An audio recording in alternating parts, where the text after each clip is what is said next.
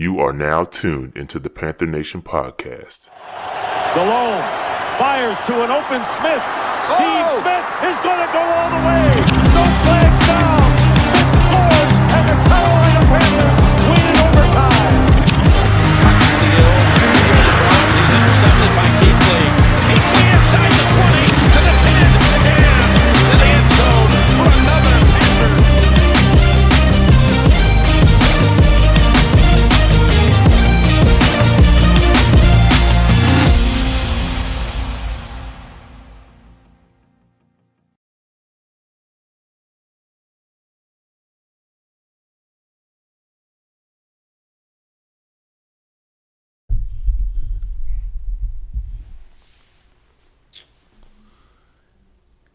It's playoff time.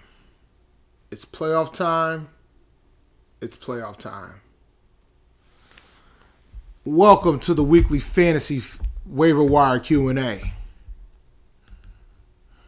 I'm your host, Dave, and I'm here to answer all your questions pertaining to what you should do in this playoff week.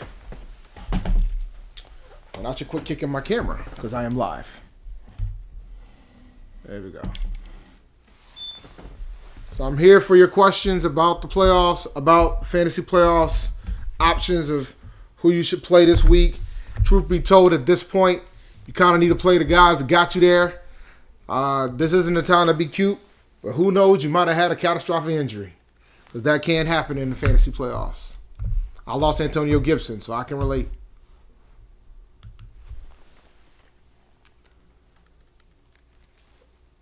But, you know, you got to make your decisions with regards to that.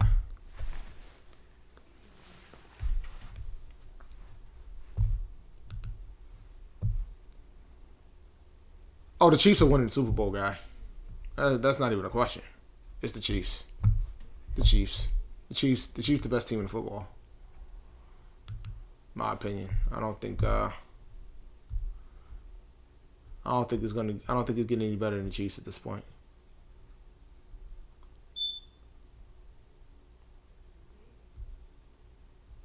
Nah, it's the Chiefs. Like, the Chiefs are the best team in the league.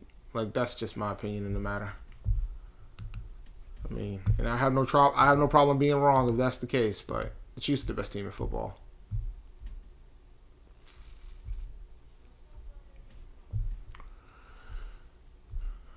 So when you start thinking about some players in fantasy that could potentially win you a chip, one guy that comes to mind is possibly Jeff Wilson Jr. Another guy that potentially comes to mind is Tim Patrick from the Broncos. I mean, you can wrestle around with the Miami backs, but I don't know if I would be cautious about that. You can wrestle, but I mean, if you're gonna wrestle with a Miami back, probably DeAndre Washington is gonna be it. Possibly Myles Gaskin might be out again. If you want to talk about wide receiver situation, you got to go to Houston with Kiki Kuti or Chad. What's his name? Chad. What's his name? Chad. Is it Hansen? Yeah, Chad Hansen, the kid from the Texans. Quarterback, if you need, and like I said, Tim Patrick is a pretty good option too because he's available in a lot of leagues. Nelson Aguilar is a pretty good option. If you need a quarterback, I mean, Jalen Hurts balled. I mean, we've been talking about Hurts in the league, but it all depends on what your quarterback situation is. But Hurts impressed me. I did feel like Hurts was a great option for weeks 15 and 16 because of the matchup, but he showed out against New Orleans in week 14. So if you really need some help, that is an option as well. Tight ends, I mean, you can get Logan Thomas, who's available in a lot of leagues. So, you know, you have options at the position.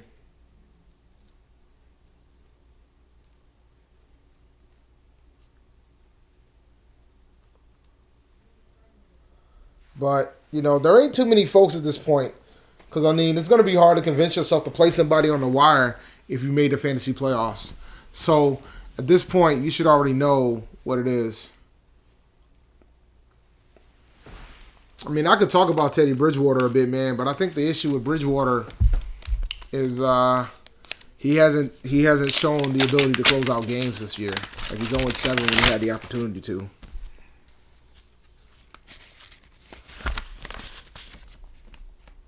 So,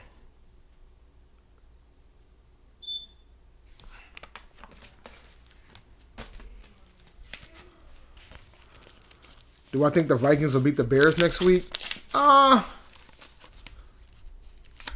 Honestly, man, it depends on what Trubinsky does. Trubinsky played a pretty good game last week. I mean, you guys don't have the same defense y'all used to have. So,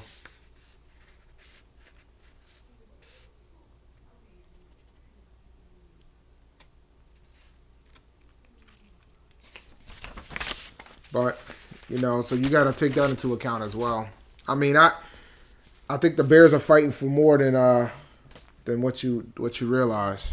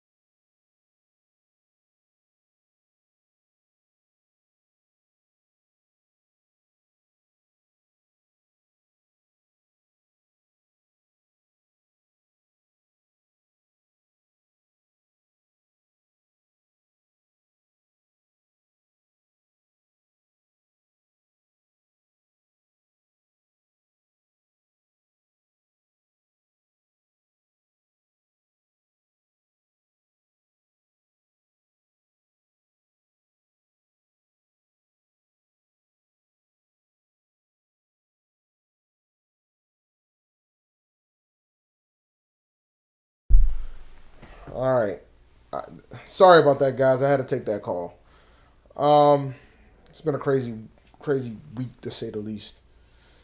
Do I think the Patriots will beat the Dolphins next week? No, not at all. I think the Dolphins are going to destroy New England. I think and that's going to pretty much gas their playoffs hopes. What's up, John? I'm about to close this out, man. I got something I might have to go run an errand for. I might have to disappear, so I'm not getting too many fantasy questions, that's for sure. So I might be closing this joint out so I can go deal with some other things going on in the house.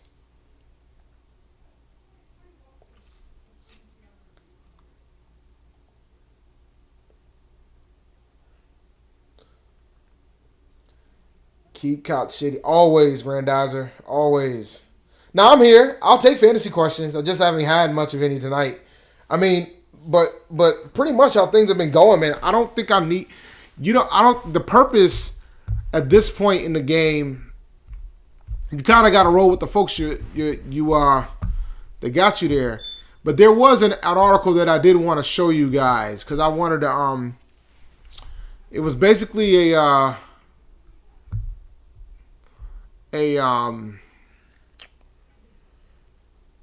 list of players that were on at least 50% of the playoff list, at least 50% of the playoff teams. So I'm going to try to find that list if I can find it. Let me see.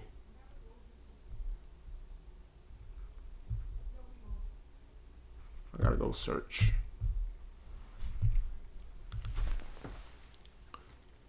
Highest total of playoff teams in fantasy.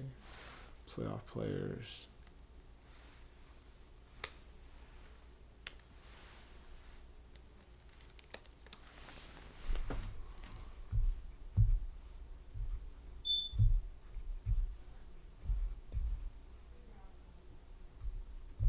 All right, there we go. Most common players in fantasy playoffs. Most common players in fantasy playoffs. Here it is. I'm always obsessed with this list. So I'm gonna pull this up real quick. What's up, Nolan? What's up, Grandadza? What's up, John? Give me 1 second. All right, here we are. So these are basically the players that are on the highest percentage of playoff teams. So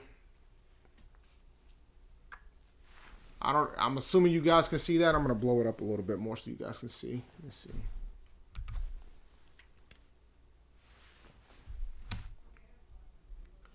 And so basically it shows the player, the team, the position, the percentage that they were teams that they the percentage of the playoff teams that they were in, the ADP where that person was drafted, and the fantasy points for the season. And number one on the list is James Robinson from the Jacksonville Jaguars. And he was undrafted. His ADP had a grade of undrafted. So he wasn't even drafted in a lot of leagues. But he was on a decent amount. He was on 67% of playoff teams. Travis Kelce, his ADP was a second round grade. He was drafted on 61% of teams. The league that I did make the playoffs in, I had Travis Kelce. Alvin Kamara, his ADP was 60% of the leagues he was in. Justin Herbert, another guy I picked up that's on that same squad that I have. He went undrafted. He was on 59% of the playoff teams. Dalvin Cook, 57%. The league I had Dalvin Cook in, he didn't make the playoffs. Devontae Adams, 58%. Dolphins defense, he's on my squad too, 57%. The kicker from Atlanta, he was on 57% of rosters. A lot of folks that were undrafted. So far, only 2 with first-round grades. Chase Claypool, another undrafted guy. Tyreek Hill, second-round grade. Miles Gaskin, undrafted. Darren Waller, he was like 5th, 6th rounder. Mike Davis, I know you guys know him well in Panther Nation. Another undrafted guy. Justin Jefferson, another guy that I have on that playoff team. He was super late. I got him super late. He's gonna probably be my keeper for sure because he won't cost that much to keep him. Kyler Murray, he was a 5th round ADP. Steelers defense, he was probably that's a 10th round ADP.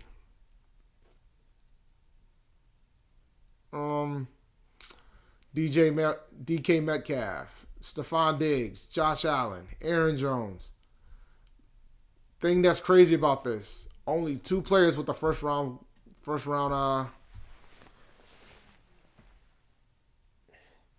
Perf, I have no problem adding money to the equation. You know what that means if we do add money into the equation? I'm gonna have to collect. I'm gonna have to try to get the money, and that means I have to be way more prepared. But I think the pandemic had me slacking when it came to managing the leagues this year. I will say. But this list is interesting, man. Only 2 first-round picks made this list, which says a lot. A lot of undrafted folks. Basically, the bottom line is, you needed to have either Cook or Kamara in the first round. If you didn't have Cook or Kamara in the first round, you probably busted. There was a lot of busts in the first round.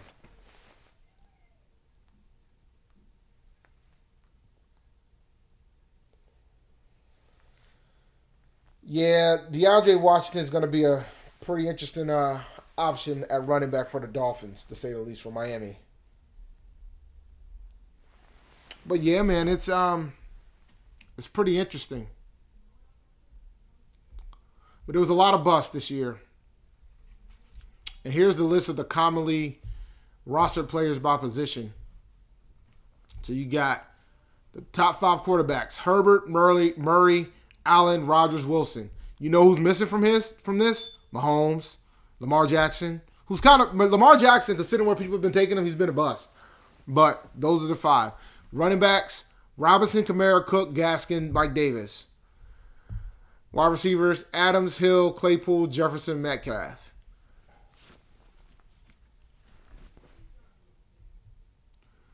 Commonly rostered players by position. These are the rest of them. So tight ends: Kelsey, Waller, Goddard, Hockenson, Ebron. Do you see the wasteland of the tight end position? Most folks took Mark Andrews as a second tight end. Some took Kittle. Some took Andrews. A lot didn't take Waller. Kickers: Cool, Sanders, Tucker, Lutz, Bucker. And defenses: Dolphins, Steelers, Ravens, Colts, Rams. So, top 100 players on fewest fantasy playoff rosters.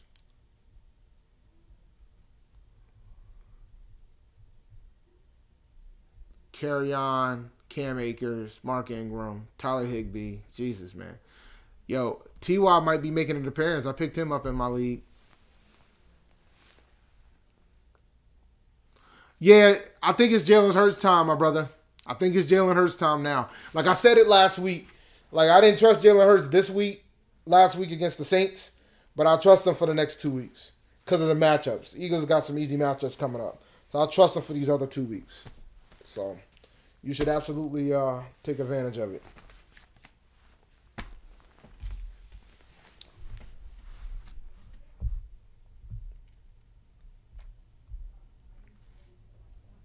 But nah, man, I really enjoy these articles because it's always interesting to see like the players that folks have in their playoff teams. It's always interesting to see stuff like that. So that stuff like that intrigues me a bit. And I always do a comparison of who's who in the zoo, so to speak, and which ones I'm going to have, and which guys I have on my team and which ones I don't.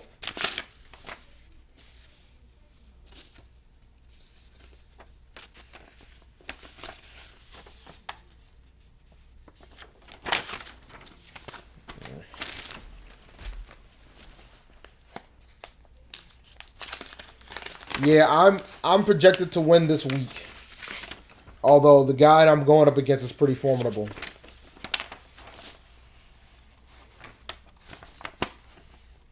Oh, I'm so glad they mailed me this because I damn sure forgot what date it was. So I'm good to have this.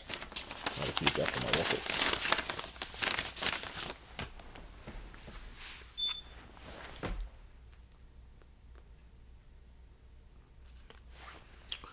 Yeah, that happens, man.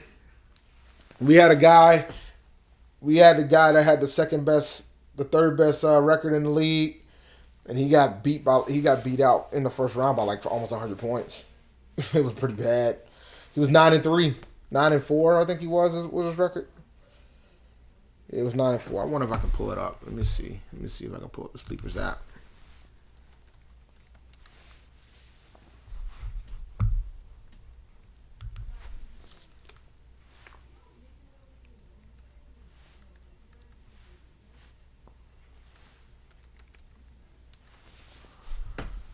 Let's see here.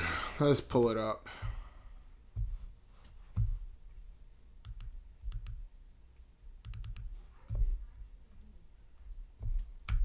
The chat.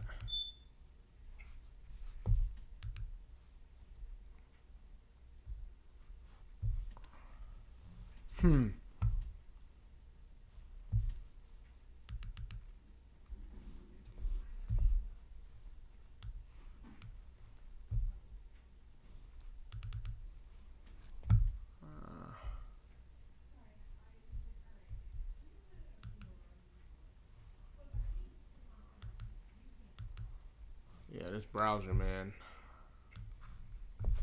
Oh, that might be why.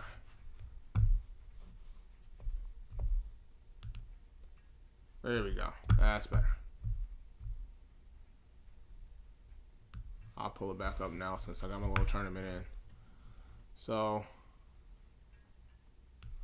here I am. I had a bye this week.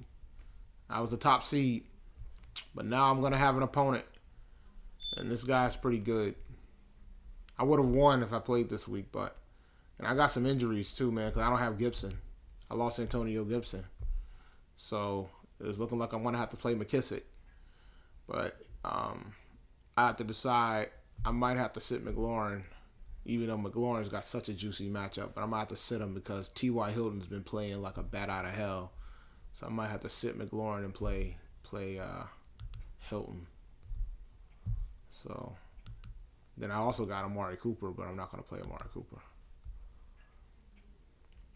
But now I got some pretty formidable receivers. See, I got to start 5 receivers in this league, so I got But the thing that's going to kill me, I'm going to know what it's looking like on Thursday because I have Austin Eckler and I have Justin Herbert, and I don't even know if Eckler's going to play. Eckler might be sitting out, so I got to prepare. I might have a scenario where I might have to play Ballage. And Ballage got a decent chunk of carries, so I kind of hope they make a decision. I need to check to see what happened with that situation, but if I got to play Ballage, I don't think I have an issue if I got to play Ballage that week on Thursday. It sucks, man, because I never have good luck with Thursday night games. Justin Herbert, he's playing Thursday too, so I'm hoping against the Raiders, I'm hoping that it's a high-scoring game. That would help me out a lot, but we'll see.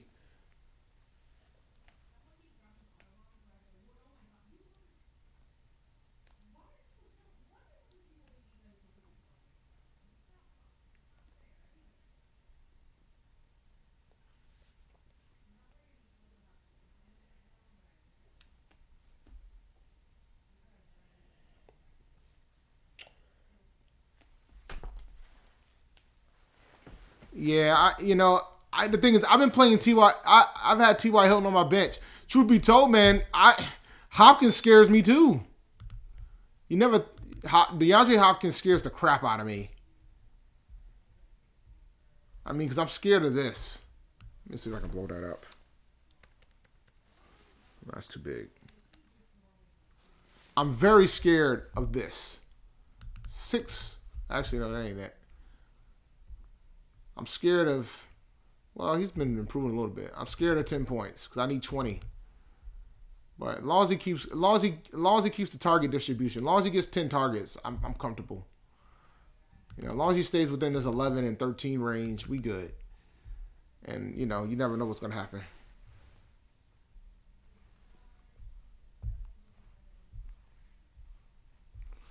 Yeah, I'm playing Dolphins defense. I trust the Dolphins defense. But even though, the Rams are playing the Jets, Jesus. I'm still going to go with Dolphins defense. I think Cam will probably turn the ball over at least once. I wonder if Cam's going to get benched again. It's not ending well for Cam right now in New England, man. I kind of feel for him a bit. But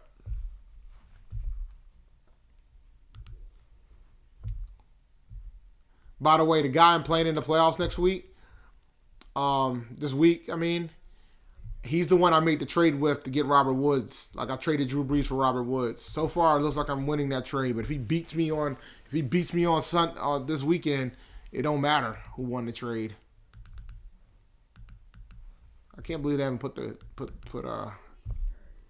results yet. Oh, I'm pretty sure unless Cam's going to take another league minimum, they're not going to keep him after this year, man. I wouldn't be shocked if Cam doesn't have a team to go to next year. That's why I said the other day that everybody might get their wish and get Cam back, because I don't know if they're gonna. I don't know if he's gonna have any suitors going into next year. But you never know, man. It's kind of crazy when you sit and think about it. The fact that that man was making almost $20 million going into his final year of his deal, and now he might be in a situation where he might have nobody pick him up, which is kind of wild to think about.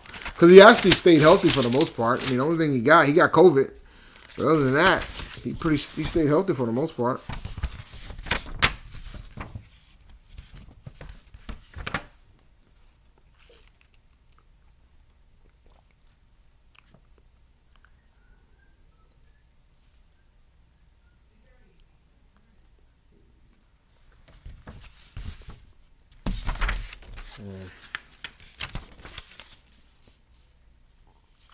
All right.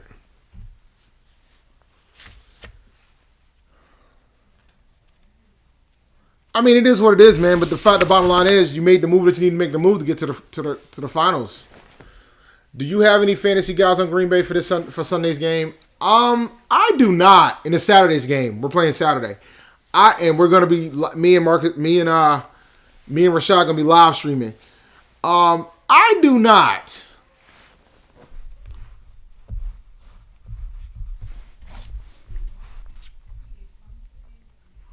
I have nobody from the Packers or Green Bay. But, I mean, the bottom line is, absolutely just start Jalen Hurts over Cam Newton this week. Hurts got a much better matchup. Cam's got the Dolphins, and the Dolphins got a legit defense. So, yeah, you don't need to be starting Cam. Cam's droppable at this point.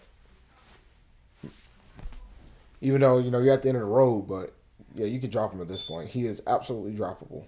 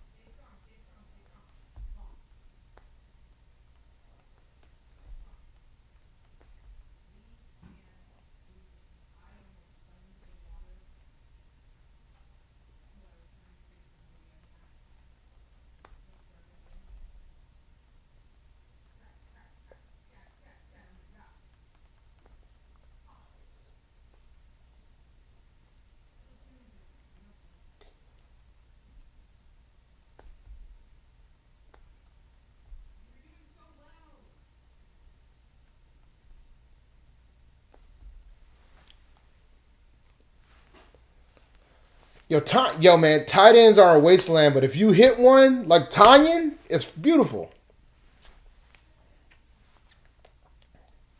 I got Aaron Jones start the year.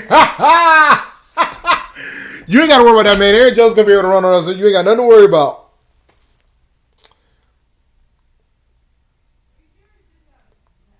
Oh, if you ain't picked up Chin by now, I don't know what to tell you, bro. Chin, I didn't play any IDP leagues this year, but Chin would have absolutely been picked up eons ago. Because he's balling out of his mind.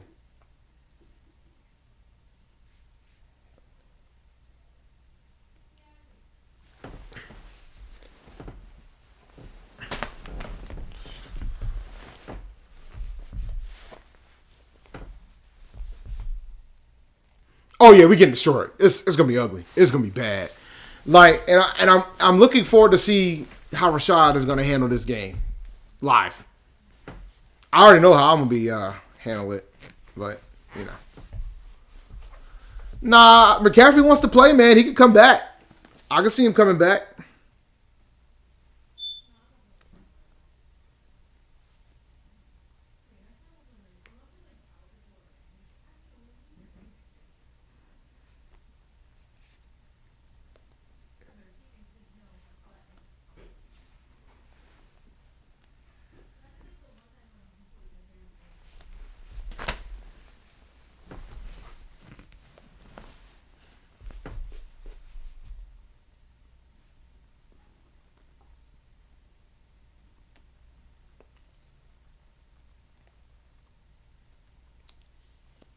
I agree, Perf. We should just shut them down. We should shut them down for the year and just try again next year. But it's hilarious, man. I've been lurking in the chat, in the GroupMe chat, and I will say, well, there's a lot more quarterback talk than we've had in a very long time. Even though I don't see it happening.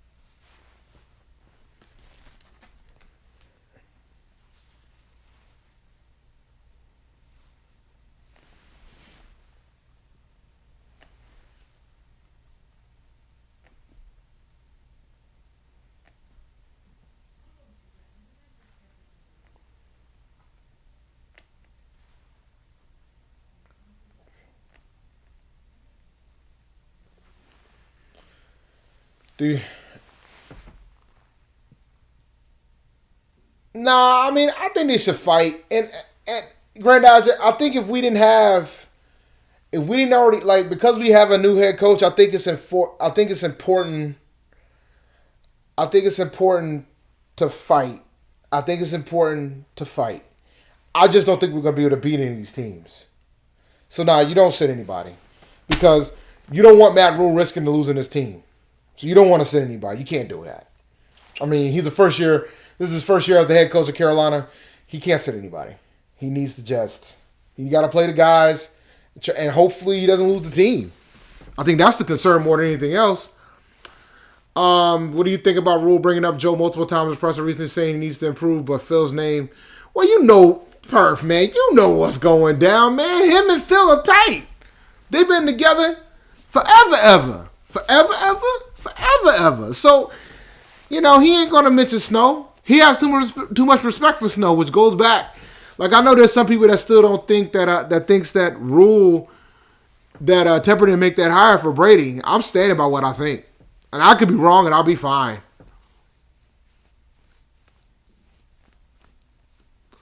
Jay Dillon didn't get a lot of, good question, John. Jay Dillon didn't get a lot of credit for some of the things he produced. And even some things that he got credits for, people forget that he produced. He was Dilla was just better than everybody else at production. And I don't think people realized it until after he died. Kind of like Biggie.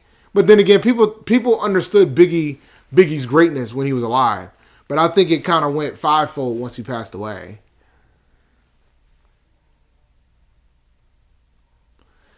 Yeah, that's true, Grandizer. But the problem is that a lot of these players want to play.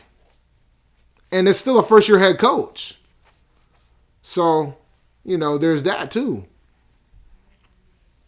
I mean, Miami had a different vision than what Carolina's having right now. Like, Bridgewater is fighting for more than like, you got to give Bridgewater an opportunity to try to succeed. He shouldn't shut people down. He shouldn't shut anybody down. They need to sit, man. Folks, at the end of the season, man, you only shut people down if you already got your playoff spot solidified. There's folks out here fighting for jobs at this point. You can't be shutting people down at this point. Nah, I agree there. You can't shut nobody down. But yeah, I mean, Joe Brady, I think a lot of folks might have underestimated Joe Brady and his experience. I mean, he never called plays until he became the OC for us. So, from that standpoint, I mean, it changes a bit. He's learning on the job, too. You decide whether or not you want to give him a pass, because they're paying that man a lot of money as well, I would think. But, he's learning on the job as well. Just like everybody else is learning on the job, he's learning on the job, too. So, when you take those things into account, I mean, what's happening to them is kind of expected, right?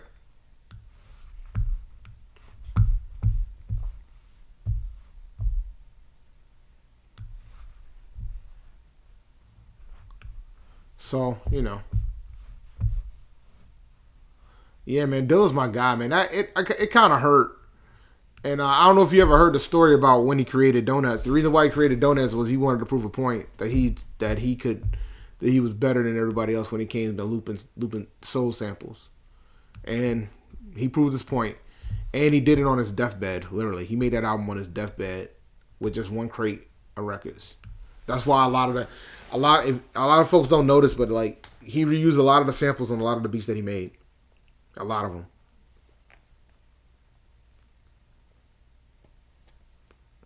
He was producing on his deathbed. That is correct.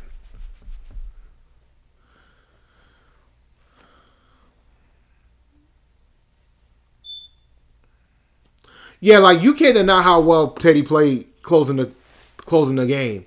The problem is that he got to do that for the entire 4 quarters. But at the same time, he didn't exactly get the help from everything around it. Like it's still a team effort. The defense didn't show up like they needed to show up, other than Jeremy Chin, right? So the defense didn't show up. The special teams didn't show up. But we're expecting Teddy to do everything, and he can't play everything. And I forgot to give an anniversary yesterday, man. Yesterday was the 3rd anniversary of the Black Thought 10-minute freestyle. Still one of the, I think it's the greatest freestyle I've ever seen the greatest freestyle of all time. I mean, it's between that and the Big L and Jay-Z freestyle on Stretch and Bobbito.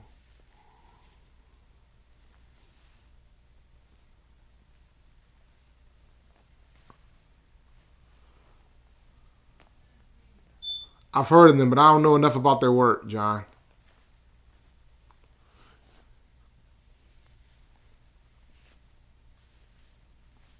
Big L is my guy, man. Yo, like, yeah, a lot of like Big L was supposed to sign to Rockefeller, but then he got murdered, which is so tragic because he would have been a star, Rockefeller, man. He would have been a star, a certifiable star.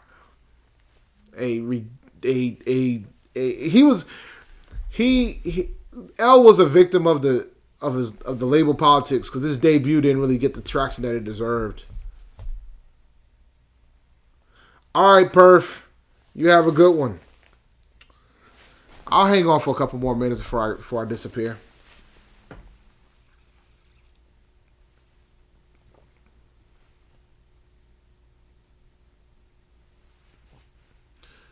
Yeah, you know. Rappers never retire. I don't believe rappers retire. I never believe rappers retire. But the big debate that I've been wrestling with, well, not wrestling, but like shocked by, is the fact that people are like, everybody's been talking about verses for the past couple months, which have been awesome. There's been a lot of great verses episodes. Shout out to Swiss Beats and Timberland for coming up with it and doing it. But I guess some people are doing like, you know, imaginary verses or fictional verses or, you know, dream verses, so to speak. And one popped up this week, and I was kind of amazed at some of the reaction. Like the one that popped up that I was amazed by was Isley Brothers versus Earth, Wind, and Fire. And the fact that a lot of people think that Earth, Wind, and Fire would beat out the Isley Brothers, which is insane to me. I think it's crazy. And it's not a slight on Earth, Wind, and Fire. I think Earth, Wind, and Fire are really good. I just think that Earth, Wind, and Fire pretty much only had one lane and one era. Like they had the 70s, and that was it. Whereas the Isley Brothers had the 50s, the 60s, the 70s, the 80s. They even had some. They had some run in the 90s too, and the 2000s. They had a run. They had moments in 7 decades. Like, there ain't too many groups on earth that can say that. I don't think the Isley Brothers get enough credit to how many jams they out here going with. You know, like them brothers can drop shout that you hear all the time, or twist and shout that you hear all the time. You talking like 50s joints from the 50s, and then turn back around and drop how much a dollar costs from Kendrick. So like, you can't compete with that. Like, you talking 1950s to 2010s. Tough to compete. That's a big run. So like, I don't understand why people got Earth, Wind, and Fire taking out the Islanders. It's kind of wild to me. But on that note, it's been fun. I'll talk to you guys later. I think we're doing zone coverage tomorrow. Yeah, I'm leaving too, man. I gotta deal with other stuff. Oh, Slim, I didn't. Like, I bought a box copy, and GameStop is not giving me the refund. They're not doing refunds. So thanks, Randizer. Yeah, they're not doing refunds. I can my joint's playable, but I kind of want the Xbox. I want the Xbox version because I guess the Xbox version's got a 30 frame per second better visual. Well, actually, I heard that Sony's not giving refunds for some of the stuff too. I think Microsoft's the only one that's doing something. But nah, the Cyberpunk fiasco is a certifiable shit show. I've never seen anything like it. Like, when you start talking about having the trust of the gamers, right? And like, you take 8 years to build this game. This game was announced before the PlayStation 4 and the Xbox One came out. You took 8 years to build this game. You introduced this game prior to those systems coming out. You take all this time to make these games, and you can't even get it to work on the base console. And you pretty much admitted that you were only focusing. No, they only were focusing on next gen and PC. But it's just amazing to me. But you knew something had to be up when you started seeing these reviews of folks, and they're talking about we can't put our own gameplay footage. As soon as that happened, everybody should have been like, alert, alert, alert, alert. Like, everybody should have been thinking about it. And all they had to do was delay it 3 more months. But I think they refused to delay it because it's been delayed so many times. Like, this game has been talked about for so long. This game is unbelievably insane. But I'm going to probably try to play a little bit more of it. But, it's just, I'm watching this go down, and I'm thinking to myself, man, you want to talk about blowing it. They blew it. And I'm wondering how they're going to recoup their money. A lot of people want their refund back. But then again, there's some people that don't want their money back. They just want them to fix it. So, But it runs for what I understand, it runs really well on Xbox Series X and PS5. But you can't, because I haven't really played it too much. But the problem is that you can't get you can't find those systems, so it makes it hard. It doesn't make sense for anybody to get the system, to get the game at this rate. That's a great question. Part of the reason why I don't do the college prospect vids is because I don't watch that much college. And it's not because I don't like college, it's just I just don't watch that much college. And like in my Saturdays, typically, unless A&T's playing, I'm not really interested in watching a game on Saturday, typically. Like at night, maybe I'll catch if it's like a big game on CBS, if it's an SEC game on CBS or something like that, and it's a late night game, maybe I'll catch it. But then I'll only catch it if there's no UFC fight. But like Saturday is typically my day where I can get stuff done. So I'm out and about on Saturdays, so I don't watch college as much as everybody else does. That's why. So I don't feel like, and the thing is, Rashad is a college football fiend. He watches college like there's no tomorrow. So it makes sense of why he does it. Like, I don't really get interested in the college prospects, to be honest, until it's time to think about who we're going to draft. And then I'll watch and do some research, look at some draft scouting and things of that nature, and things of that sort. Like, I do watch the college football playoffs, and I will watch the FCS playoffs. Me being an A&T alum, I watch FCS. Like I watch, but mainly I focus on the MEAC and the SWAC. Right? I don't really watch too much of the other stuff. Like I'll occasionally I'll watch North Dakota State. I'll watch the lead of the elites, but I ain't really watching that much college sports like that. I barely watch college basketball, to be honest with you. Like, I'll watch Duke if Duke's on, but that's about it. Like, I ain't really watching. I watch A&T whenever A&T's playing any sport, I'm watching. But like, I don't really watch. I don't have the same affection for college sports as I do for pro sports. Maybe I don't know. I never have. Some folks do, but I don't. I know it's championship season, man. But like, But with the Rona, like, how are we going to really count this championship season? Because there's a lot of players that opted out this year because of coronavirus. So how are we truly going to count this season from a college perspective because of everything that's going on? You know, it's funny. Like, I looked at the A&T football schedule for this year. We're only playing 4 games. We're playing South Carolina State twice, and we're playing North Carolina Central twice, and that's it.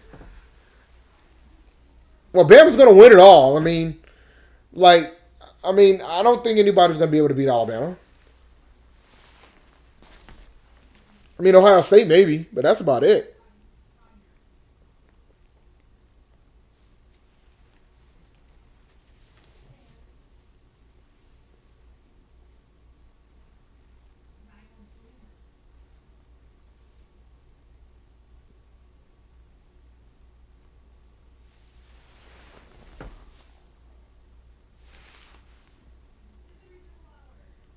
But all right.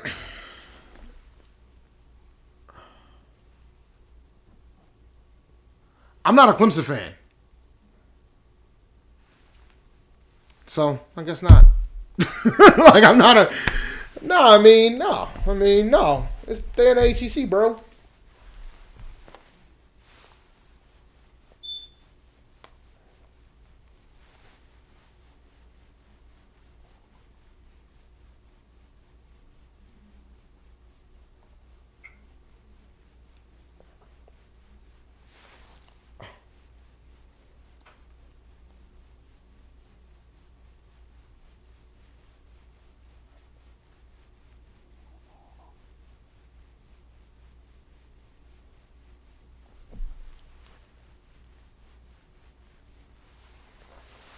Oh, I'm getting a foot of snow too, bro. You ain't got to tell me that.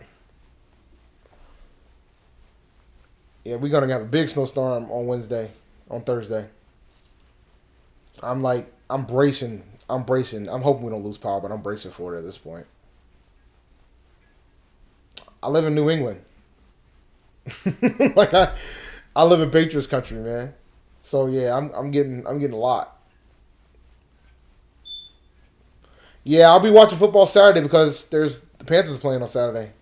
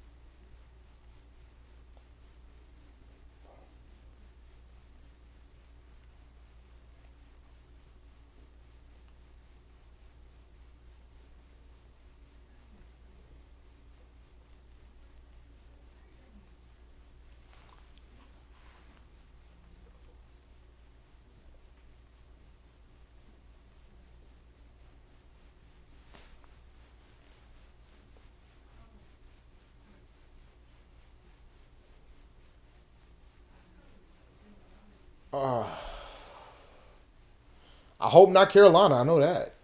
I'm gonna feel some type of way if we trade for Sam Darnold, guys. I don't know where Darnold's gonna end up going. But then you got to ask yourself a more important question: Do people think that Darnold's going to be any good? You shouldn't trade for nobody that ain't going to be good.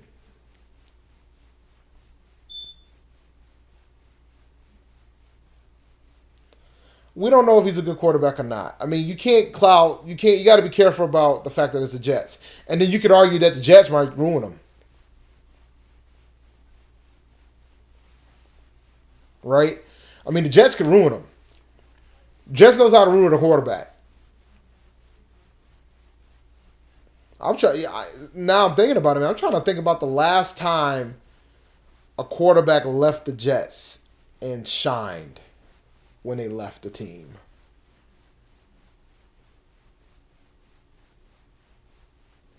Chad Pennington? He was a Jet first, right? Pennington was a Jet first because he went to the Dolphins and won a division. Yeah, Pennington. Chad Pennington. That might have been the last one.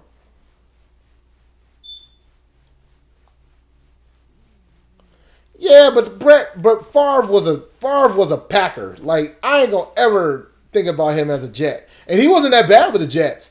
But Favre was a Packer. He already had his thing. He already had his Hall of Fame cemented when he came as a Packer.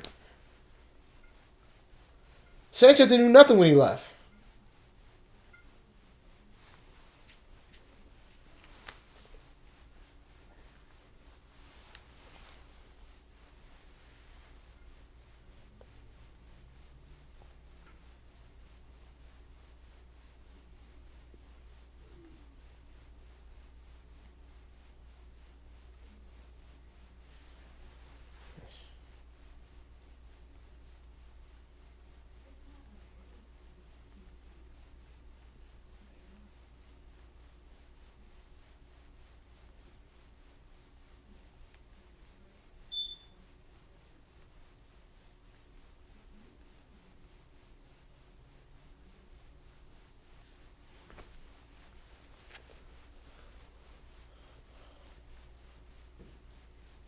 I live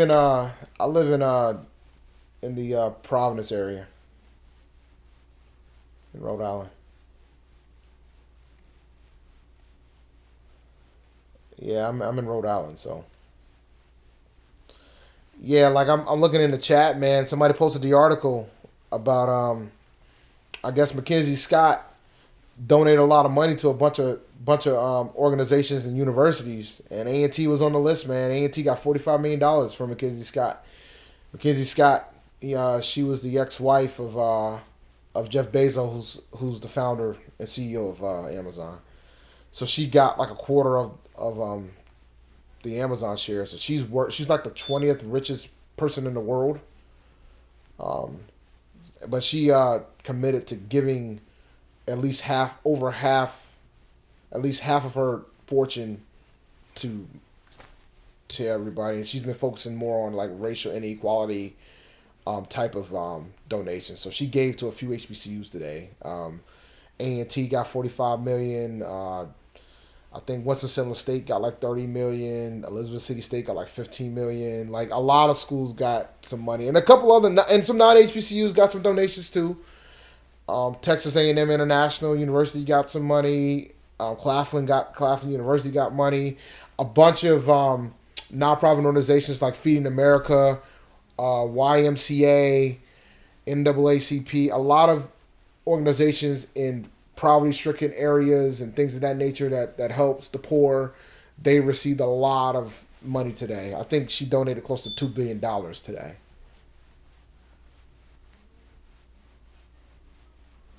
Yeah, if you want to count Vinny Testaverde. Well, was Vinny Testaverde a terrible Jet?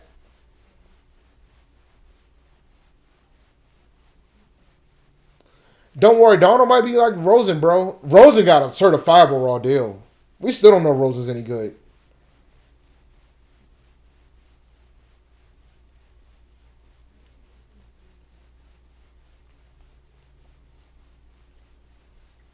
But pre-K. All right. All right.